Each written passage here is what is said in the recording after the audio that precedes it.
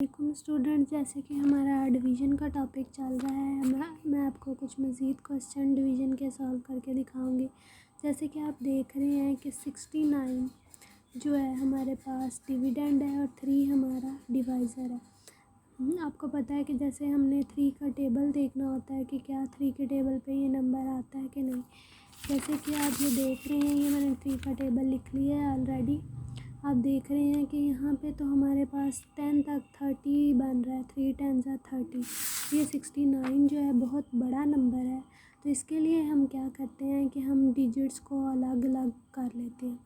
जब हमारे पास 10 से ऊपर वाला कोई नंबर आ जाता है, मतलब 3 10 ज़ा जैसे 30 है और ये नंबर बहुत बड़ा है, हमें तो 10 तक ही टेबल आता है, उससे आगे जैसे कि आपको नहीं पता, तो हम क्या करते हैं कि हम इन नंबर्स को अलग अलग सॉल्व कर लेंगे। हमने देखना है, पहले फर्स्ट नंबर को लेना है।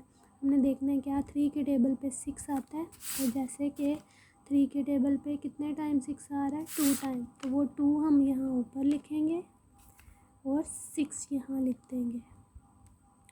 6 में से 6 माइनस करेंगे, कुछ भी नहीं है। अब आपने लगाना है एरो, और एरो लगा के 9 नीचे उतारना है।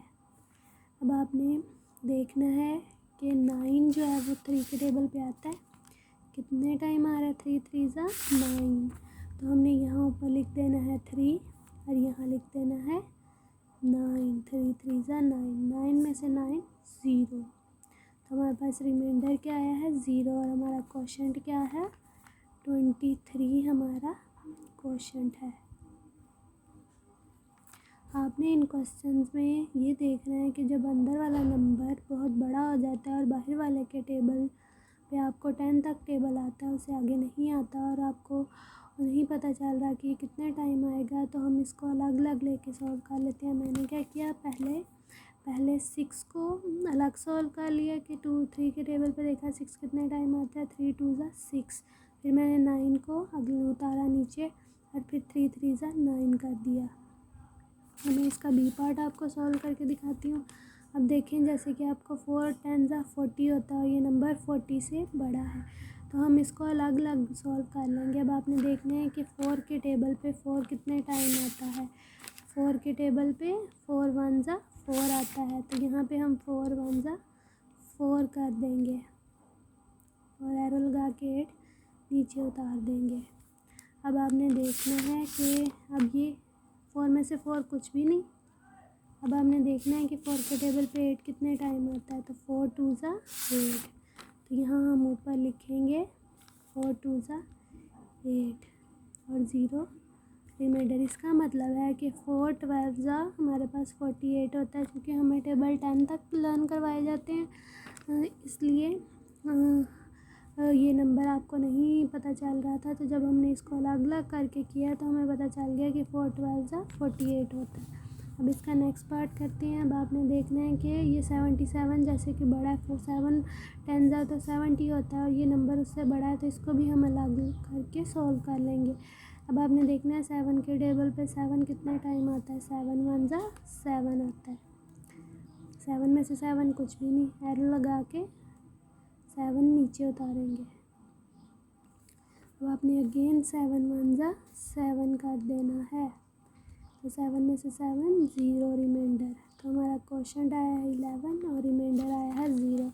अब इसका नेक्स्ट पार्ट सॉल्व करते हैं। अब जैसे कि 2 का टेबल तो हमें पता है 2 10 ज़ा 20 होता है, उससे आगे आपको नहीं पता होगा कि आगे क्या आना है हमारे पास, तो हम इसको अलग अलग सॉल्व करेंगे। अब आपने देखना है कि 2 के टेबल पे 8 कितने टाइम आता है।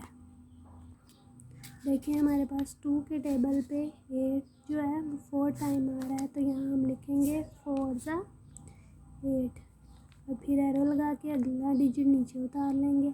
अब आपने देखना है कि 2 के टेबल पे 2 कितने टाइम आ रहा है, तो 2 1 ज़ा 2, तो यहाँ पे हमारे पास 1 आ जाएगा और यहाँ पे 2 आ जाएगा, तो 0 रिमाइंडर। हमारा क्वोशंट आया 48 और रिमाइंडर आया है 0।